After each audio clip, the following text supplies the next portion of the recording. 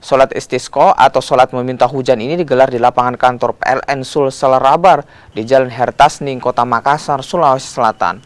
Warga berharap agar hujan turun mengingat kemarau panjang membuat kekeringan dan melanda sejumlah daerah. Selain lahan pertanian, kekeringan juga mengancam suplai listrik bagi warga, mengingat debit air mulai menurun dan bisa mengurangi suplai listrik dari pembangkit listrik tenaga air atau PLTA dan juga pembangkit listrik tenaga mikrohidro atau PLTMH.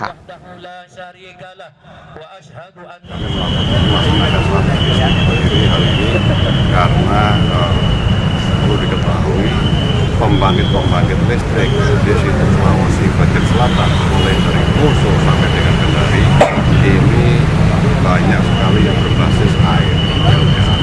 Beberapa meta besar PLTA Poso, PLTA Bataru, PLTA Malaya ini sangat-sangat kekurangan debit air.